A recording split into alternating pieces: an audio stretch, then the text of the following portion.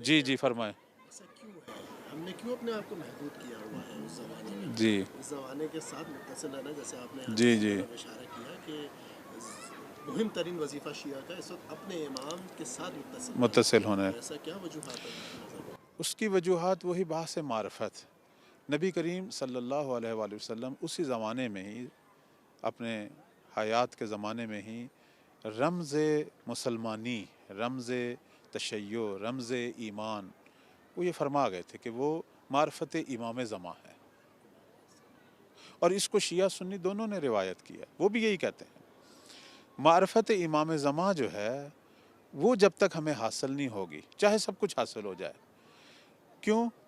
کیونکہ میری توحید، میری ولایت، میرا عقیدہ معاد، میرے تمام اعمال، حتیٰ میرے اخلاق، مثلا آج جو ہیں میرے اخلاق منتظرین ہوں. اب ہمیں آیا معلوم ہے منتظرین کے اخلاق کیا ہیں. ہو سکتا ہے بہت سارے لوگ کہیں یہی خوش خلقی ہونا، یہی امین ہونا. کیوں نہیں، یہ بھی ہیں، اس سے انکار نہیں ہے. لیکن کچھ اور چیزیں بھی تھیں جو نہیں ہیں، اور نہیں ہیں. یعنی جب ہم انتظار کی بات کو شروع کرتے ہیں، وظائف کی بات کو، تو اس میں ہم دیکھتے ہیں کہ بہت ساری چیزیں ابھی نہیں ہیں. اصلا ہم نے ابھی تک انتظار شروع نہیں کیا. ابھی میں ناظرین کی خدمت میں اور آپ کی خدمت میں ایک سوال کروں گا، ایک چھوٹا سا سوال. آپ سوال کر رہے ہیں، میں بھی کرتا ہوں. نہیں نہیں، بالکل سوال کیجیے. یہ گفتگو اس وقت آپ نے بڑا وسیع دائرہ کھل گیا ہے گفتگو کا، اور جی یقیناً جی انشاءاللہ جی جزا ہے یہ جی بن جی جائے. میں سوال یہ کرتا ہوں کہ ہم اہل نماز تو ہیں، کوئی شک نہیں. ہم اہل توحید ہیں، اہل ولایت ہیں، عزاداری کرتے ہیں، ٹھیک ہے، صدقہ و خیرات دیتے ہیں، حج، عمرہ، زیارت. خوب یہ کون سا تشیع ہے؟ یہ وہی تشیع جو ہمارے ائمہ کے زمانے میں تھا. اس میں امام مہدی کے دور کے حوالے سے خاص کون سی چیز آئی ہے؟ کبھی کوئی چیز ابھی اضافہ نہیں ہوئی. ہو سکتا ہے ہم امام صادق کے زمانے کا بھی مکمل تشیع اپنے اندر نہ رکھتے ہوں. یعنی دعویٰ ہے ہمارا کہ ہم جعفری مکتب کے ہیں، نہیں ہیں. ہم اصل میں اگر غور کریں امام زمانہ کے دور میں داخل ہی نہیں ہوئے. اگر ہم اپنی فکری عملی زندگی دیکھیں تو ہمارا تشیع وہی ہے جو مثلا فرض کریں امام سجاد کے زمانے میں ہونا چاہیے تھا، جو مولا علی کے زمانے میں ہونا چاہیے تھا. وہ بھی مکمل نہیں ہے، ویسے بھی نہیں ہے. یعنی جیسے ایک دفعہ کوئی لوگ آئے امام رضا علیہ السلام کی بارگاہ میں، کہنے لگے ہم شیعان علی ہیں، مولا نے ان کو نکال دیا. تو وہ بعد میں بہت روئے پیٹے کہ آخر ہمارا قصور کیا ہے. فرمایا میں تم میں اپنے جد کے شیعوں والی کوئی خصوصیت ہی نہیں دیکھ رہا. چونکہ میرے جد کے جو شیعہ تھے وہ عمار تھے، وہ مالک تھے، وہ حبیب تھے، وہ سلمان تھے. تم میں سے کوئی بھی ان جیسا نہیں ہے. ہاں تم محب ہو، محب علی ہو، میرے جد کے محب ہو. تم یہ کہا کرو ہم محبان ہیں. شیعہ بننا بہت مشکل ہے، حتیٰ شیعہ علی بننا بہت مشکل ہے. کجا شیعہ مہدی. شیعہ مہدی پر تو بہت بڑی ذمہ داریاں ہیں. شیعہ مہدی وہ ہے جو پچھلے 11 ائمہ کی تشیع کا بھی بار اپنے اوپر اٹھائے ہوئے ہے اور 12ویں امام کے اہداف کو پورا کر رہا ہے. تو لہذا تشیع مہدی جو ہے یہ وہ ہے جس نے زمانہ ظہور کو وجود میں لانا ہے. اصل میں شیعہ ہے جو زمانہ ظہور کو وجود میں لائیں گے.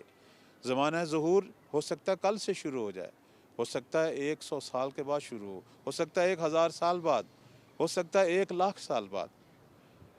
ہم اس کی کوئی پیش بینی نہیں کر سکتے، پیشین گوئی نہیں کر سکتے. حتیٰ منع کیا گیا ہے، احادیث میں کذاب کہا گیا ہے، اور کہا گیا کہ یہ نہ دیکھو. معصوم امام محمد باقر علیہ السلام کا فرمان ہے کہ جو بھی پیشین گوئی کرتا ہے وہ کسی بھی مقام کا حامل ہے. اس کی تکذیب کرنا ہماری شرعی ذمہ داری ہے، چونکہ پیشین گوئی لوگوں کو امید دیتی ہے جھوٹی. عمل تو کیا نہیں ہوتا، نتیجتاً کام نہیں ہوتا اور عقیدہ سرد ہو جاتا ہے. ہو سکتا ہے حالت ایمان سے خارج ہو جائیں. تو بس میں یہ کہوں گا کہ ظہور کی کوئی بھی علامت ابھی ظاہر نہیں ہوئی. ابھی ہم ہو سکتا ہے زمانہ ظہور کے نزدیک ہوں، ہو سکتا ہے زمانہ ظہور سے پہلے جو حالات ہوں گے ان حالات سے ہم گزر رہے ہیں. اب آپ اگر حالات کی بات کریں تو ہماری احادیث یہ کہتی تھی کہ زمانہ ظہور سے پہلے بنی عباس کی حکومت ختم ہو جائے گی. اب اس کو ختم ہوئے بھی 1000 سال ہونے والا ہے. احوال ظہور جو ہیں، قبل ظہور کے جو حالات ہیں، اس میں یہ کہا گیا کہ مرد مرد پہ اکتفا کرے گا، عورت عورت پہ اکتفا کرے گی. ہم ان برائیوں کو معاشروں میں دیکھ رہے ہیں. مثلا یہ بھی بیان ہوا ہے کہ لوگ جو ہیں وہ قرآن کو جو ہے وہ اپنی الماریوں میں بند کر دیں گے. قرآن جو ہے اس کی جو ہے من چاہی تفسیریں ہوں گی، اپنے مفاد والی ہوں گی. ہم اسی دور سے گزر رہے ہیں. برائی کے مقامات پہ رش ہوگا، اچھے مقامات، نیک بننے والی جگہوں پر جو ہے وہ کوئی نہیں نظر آئے گا، بہت کم لوگ نظر آئیں گے. ہم شاید وہی دیکھ رہے ہیں. سفید موت بیماریوں جیسی اور سرخ موت جنگوں جیسی لوگوں میں ہوگی، وہ بھی ہم دیکھ رہے ہیں، ہر دور میں ہوتی ہے. جب یہ کرونا آیا تھا اس وقت لوگوں نے بہت کہا کہ شاید یہ ظہور کا زمانہ نزدیک ہے، تو ہم نے کہا طاعون ہر 100 سال بعد آتا ہے. ہمارے ائمہ کے زمانے میں بھی آتا تھا. تقریباً اگر آپ طاعون کی تاریخ پڑھیں تو ہر 100 سال بعد تقریباً طاعون آیا ہے دنیا میں، اور اس سے زیادہ لوگ مرے ہیں. اس دفعہ تو بہت لوگ کم مرے ہیں. اگر جنگوں کی بات کرتے ہیں تو جنگ اول جنگ دوم کو دیکھیں، اور اس سے پہلے جو بربروں کا حملہ تھا، مغلوں کا حملہ تھا، جو کھوپڑیوں کے مینار اور جو بربریت اور دہشت کے مناظر تھے، ہم تو بہت اچھے دور میں ہیں. بلکہ میں برعکس کہوں گا کہ ظہور سے پہلے حالات فزیکی اعتبار سے بہت اچھے ہیں. اس کی مثال میں یہ دیتا ہوں عام طور پر کہ جب آپ کسی بیمار کا آپریشن کرتے ہیں، اسے آخری سٹیج پر جب اس کو آخری دوائی دینی ہوتی ہے، اس سے پہلے وہ بہت ٹھیک ہو چکا ہوتا ہے، بہت سارے چھوٹے چھوٹے جو ہے مراحل سے گزر چکا ہوتا ہے. وہ صرف آخری کام رہ گیا ہوتا ہے ایک ڈاکٹر کا جو اس نے کرنا ہوتا ہے. ظہور وہ ہے، مسیحا کا آخری عمل ہے. اس سے پہلے یہ بیمار معاشرہ جو ہے وہ اپنے آپ کو بہت زیادہ ٹھیک کرے گا. ہمارے ممبر نے اور ہمارے جو ارد گرد خطیب حضرات ہیں، انہوں نے عام طور پر ایک سیاہ تصویر تو پیش کی ہے، اچھی تصویر پیش نہیں کی. زمانہ ظہور سے پہلے کے حالات بہت اچھے ہیں، لیکن افسوس کی بات ہے کہ ہم انہیں بہت برے انداز سے پیش کرتے ہیں. اچھی طرح اشارہ فرما رہے ہیں اس وقت کے واقعی سیاہ تصویر ہے. سیاہ تصویر، جنگ و جدال ہے، کشت و کشتار ہے، ہاں. قتل و غارت ہوگا، خون آیا یہ ہر دور میں نہیں تھی؟ جبکہ امام مہربان ہے. ہاں، یہ ہر دور میں تھی، ہر دور میں جنگ تھی. بلکہ مجھے آپ بتائیں، میں ناظرین سے بھی یہ سوال کروں گا، آیا موجودہ دور پہلے دور سے بہتر ہے یا نہیں ہے؟ ہر لحاظ سے دیکھا جائے تو بہتر. جنگیں پہلے جیسی نہیں ہیں، بیماریاں کنٹرول ہو جاتی ہیں. پہلے آپ پچھلا طاعون جو 1900 کے شروع میں آیا تھا اور اس کے اندر جتنے لاکھ لوگ اس دنیا کی آبادی کے تناسب سے مرے تھے، اب شاید 5% بھی نہیں مبتلا ہوئے اور مرے. ٹھیک ہے، اور اب تو بہت جلدی ہم بیماریوں کو، سفید موت کو کنٹرول کرتے ہیں. پہلے آیا حقوق انسانی کی تنظیمیں تھیں، اب تو حیوانات اور پودوں کے حقوق کی تنظیمیں ہیں. ٹھیک ہے، پہلے جو ہے آپ کی خدمت میں عرض کریں، رفاہ عامہ پر اتنا کام ہوتا تھا دنیا میں، جمہوریت تھی، لوگ اپنا حقوق لے سکتے تھے کسی سے. اب تو بہت اچھا دور ہے، ہم اس اعتبار سے تو بہت اچھے دور میں اور اس سے بھی اچھے دور میں داخل ہوں گے. لیکن ہو سکتا ہے فکری انحطاط ہو، اخلاقی طور پر مختلف مسائل کا شکار ہوں دنیا کے اندر. جیسے ہم دیکھ رہے ہیں رشتہ داریاں ختم ہو رہی ہیں، بے حسیاں بڑھ رہی ہیں، انسانوں میں خود غرضی بھی بڑھ رہی ہے. یہ ہے، لیکن یہ اکثریت میں یہ جو ہم دیکھ رہے ہیں اس کے مد مقابل ایک اقلیت کو ہمیشہ ہم فراموش کر دیتے ہیں. دیکھیں، ہمارے ائمہ نے ظہور سے پہلے 2 رنگ بیان کیے تھے، ایک اقلیت کا رنگ اور ایک اکثریت کا رنگ. اکثریت کا رنگ یہی ہے جو میں بیان کر دیا میں نے آپ کی خدمت میں. اس میں دجال کا اضافہ کر دیں، اس میں زلزلے لے آئیں، اس میں کچھ بھی لے آئیں، لیکن تباہی کے اعتبار سے اور خطرات کے اعتبار سے انسان پہلے ادوار کی نسبت اب بہت سیف ہے. پہلے زلزلے آتے تھے تو شہروں کے شہر، ملکوں کے ملک تباہ ہو جاتے تھے. اب ہماری بلڈنگیں پہلے کی نسبت کافی مضبوط ہیں، اب جلدی ملبہ اٹھا لیا جاتا ہے، بہت سارے لوگوں کو بچا لیا جاتا ہے. پہلے تو یہ کچھ بھی نہیں ہوتا تھا. اب ہم بہت بہتر دور میں اور اس سے بہتر دور میں ہوں گے اس اعتبار سے. لہٰذا ان چیزوں میں ظہور کو نہیں ڈھونڈنا چاہیے. ابھی یہ زلزلہ آیا تھا سوریہ اور ترکی کا، تو سب لوگ، ایک روایت ہے بہار الانوار کی، اس کو پیش کر رہے تھے کہ بہت زلزلے آئیں گے پوری دنیا میں. آیا یہ وہی زلزلہ ہے، وہ بھی سوریہ سے شروع ہوگا. تو میں نے انہیں عرض کیا کہ یہ روایت ٹھیک ہے، لیکن یہ زلزلہ وہ والا نہیں ہے. اس لیے کہ وہ جو زلزلہ سوریہ سے شروع ہوگا اس کے جھٹکے پوری دنیا میں جو ہیں لگیں گے اور بڑی تعداد میں دنیا مرے گی. لیکن وہ بھی علامت ظہور نہیں ہے، وہ بھی ظہور سے پہلے ایک دور ہے جس سے ہم نے گزرنا ہے. ٹھیک ہے، تو ہم جو ہے ان چیزوں کو علامت قرار نہیں دیں گے. انشاءاللہ میں علامت کے حوالے سے گفتگو کروں گا. سب سے پہلی جو بات جو میں یہاں آپ سب کی خدمت میں کرنا چاہتا ہوں وہ یہ کہ ظہور سے پہلے 2 رنگ ہیں، فقط سیاہ رنگ نہیں ہے. اور سیاہ رنگ کو پیش کر کے ہمیں مایوس نہیں ہونا چاہیے اور یہ نہیں سوچنا چاہیے کہ بس اس کا مطلب ہے کہ ہم تو کچھ نہیں کر سکتے. بلکہ بعض برعکس سوچنا شروع کر دیتے ہیں کہ بس ہم بھی منفی کام کریں تاکہ اچھا سیاہ رنگ پھیلے اور امام کا ظہور ہو. تو میں انہیں یہی کہتا ہوتا ہوں کہ کبھی بھی حرام سے جو ہے وہ حلال نہیں نکلتا، کبھی بدی اور برائی سے نیکیوں کا سرچشمہ आफताब नेकी जो है उससे ज़ाहिर नहीं होता। वो छोटी छोटी नेकियां बड़ी नेकियों का मूजब बनती हैं। हमेशा छोटे छोटे अच्छे काम एक बड़े अच्छे काम का बायस बनते हैं। ज़ुहूर उसी वक्त होगा जब हम तैयारी करेंगे, जब हम अपने वज़ाइफ पे अमल करेंगे। तो मैं वो 2 तस्वीरें आपके सामने पेश कर देता हूँ। एक तस्वीर यही है जो बयान हुई है। एक तस्वीर ये थी जो नबी करीम सल्लल्लाहु अलैहि वसल्लम से हदीस नकल हुई है। फरमाते हैं आखिर ज़मां में एक उम्मत आएगी कि जिनका अज्र व सवाब सदर इस्लाम के मुसलमानों के बराबर होगा। असहाब को इशारा किया और फरमाया वो क्या करेंगे? वो अमर बिल मारूफ करेंगे, नही अन मुनकर करेंगे, लोगों की इस्लाह करेंगे और हर फितना और फसाद से जंग करेंगे, और वो मेरी उम्मत के सबसे बेहतरीन फ़र्द होंगे। एक मकाम पे फरमाते हैं वो मेरे भाई होंगे। असहाब ने कहा क्या हम आपके भाई नहीं हैं? फरमाया तुम मेरे सहाबी हो, तुमने मुझे देखा और मेरी हमराही की।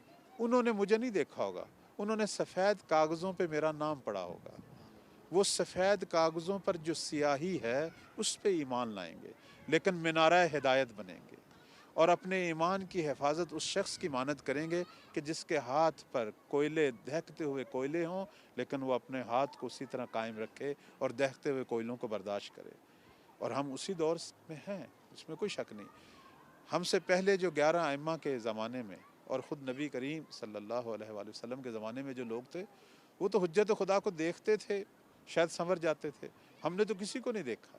हम एक ऐसे दौर में हैं कि किसी हुज्जत को हमने नहीं देखा, सिर्फ पढ़ा है, अपनी किताबों में पढ़ा है। लेकिन ईमान में, जज्बा जहाद में, जज्बा वफ़ा में शायद उनसे कम ना हो। कोई मुदीरियत करने वाला नहीं है हमारे ऊपर, और वो चीज़ें और वो मार्फतें हमें हासिल नहीं है कि हम अपनी ज़िंदगी की एक बेहतर मुदीरियत करके अपने इमाम के साथ हमांग हों। तो बस ये जो तस्वीर है ये नहीं बताई जाती। इमाम के ज़हूर से पहले एक अक़लियत ने तश्कील पाना है अज़ीज़ान, और ये अक़लियत कोई 313 या चंद हज़ार लोग नहीं हैं, दुनिया की अक़लियत है। मसलन अभी इस वक्त आप 8 अरब आबादी का तसव्वुर करें अगर है, हम ये कहेंगे 6 अरब बिगड़ी हुई है, 2 अरब नेक आबादी भी होनी चाहिए ज़हूर से पहले। चलो 1 अरब, चलो 50 करोड़ साले इंसानों का एक बहुत बड़ा एक लश्कर भी होगा। मैं आपसे पूछना चाहता हूँ, इमाम ज़मां जब ज़हूर करेंगे तो पूरी दुनिया का निज़ाम कैसे संभालेंगे? एक छोटा सा मुल्क है, उसके अंदर सैकड़ों अदारे होते हैं, वजारतें से हट कर, सूबों से हट कर, वफाकी सूबाई वजारतों को छोड़ें, जो बिजली पानी खाने पीने के अदारों से शुरू करें और अमन व अमान बहाल करने वाले अदारों तक आएँ, तो इन अदारों के अंदर कितनी नफरी होनी चाहिए। इमाम के ज़माने में अदारों में आदिल लोग बैठे होंगे, तो ये आदिल लोग इमाम ने मोइज़े से तैयार करने हैं या पहले तैयार होंगे कि जिनके स्पुर्द इमाम ने पूरी दुनिया का निज़ाम देना है? वो अफराद जिन्होंने इमाम की हमराई करनी है और पूरी दुनिया का कंट्रोल संभालेंगे, वो कहाँ हैं? आया एक फूल से कभी सहरा में बहार आती है तो फिर मौला अली से क्यों नहीं आई? इमाम अली क्यों 30 साल गोशा नशीं हो गए? अगर एक शख्स ने ही इस्लाह करनी होती तो हमारे 11 अइम्मा क्यों खामोशी से, गुमनामी से एक के बाद एक शहीद होते रहे? क्यों अंसार की याद में रहे? क्यों शियों को अपनी मदद के लिए बुलाते रहे? क्यों हर दौर में करबला थी, रंग उसके अपने अपने थे? अली जैसा इमाम जो दर खैबर को एक 4 उंगलियों से उखाड़ लेता है, क्यों घर में 30 साल तक बैठने के लिए मजबूर हो गए? क्यों हमेशा यारान मददगार लोगों की कमी का शिकवा हमारे इमाम ने किया? क्यों हर इमाम ने हमेशा नासरीन की कमी का शिकवा किया? क्यों इस वक्त भी इमाम 1100 साल से गोशा नशीन हैं, पर्दा गैबत में हैं? हाँ, अपने काम कर रहे हैं, लेकिन यारान नहीं हैं, अंसार नहीं हैं, वो भी शिकवा, यही गैबत का तुलानी होना शिकवा है। इसी मस्जिद जमकरान जहाँ हम हैं, यहाँ इतने वाक़यात रूनमाओं में हैं जो बुज़ुर्गों ने नकल किए हैं। हम आम लोगों की बात नहीं करते, जो हमारी किताबों में लिखे गए हैं। यही सहन जो नाजरीन आप देख रहे हैं, इसमें आप पानी पीने की जगह देख रहे हैं, यही एक शख्स को मौला की ज़ियारत हुई है पानी पीते वक्त। उसने देखा एक बड़ा खूबसूरत जवान, सैयद जवान जो है वो, उसने मुझसे पानी मांगा, मैंने पानी कटोरी में भर के दिया, तो पानी पीते वक्त उसने कहा, उस जवान ने, कि जितना हमें पानी की ज़रूरत का एहसास है, काश इतना मेरी ज़रूरत का एहसास कर लेते तो मेरे ज़हूर में लहज़ा भर ताख़ीर ना हो। میری ضرورت کو سمجھتے. ہم نے آیا اپنے امام کی ضرورت کو سمجھا ہے. اگر آج پانی بند ہو جائے تو اس کے لیے ہم زمین و آسمان ایک کر دیں گے پانی کو ڈھونڈنے کے لیے، چونکہ اس کی ضرورت کو سمجھتے ہیں. تو امام بھی آب حیات ہے. امام ایسا آب حیات ہے جس نے صرف میرے جسم و روح کو حیات نہیں دینی، پوری دنیا کو، پورے عالم کو دینی ہے.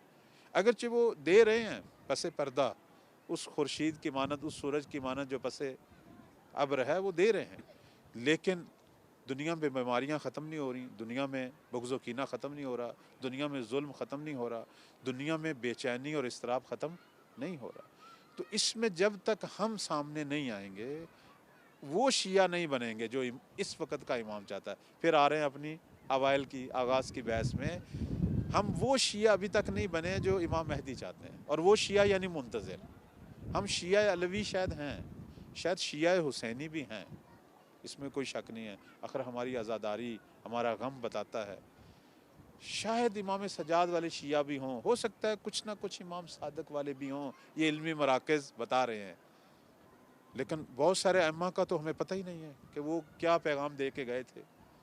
ان کے شیعہ کیسے ہونے چاہیے، مثلا امام عسکری صلوات اللہ علیہ کے شیعہ کیسے ہونے چاہیے، شاید نہیں لوگوں کو پتہ. امام علی نقی صلوات اللہ علیہ کے شیعہ کیسے ہونے چاہیے. امام مہدی کیسے شیعہ چاہتے ہیں.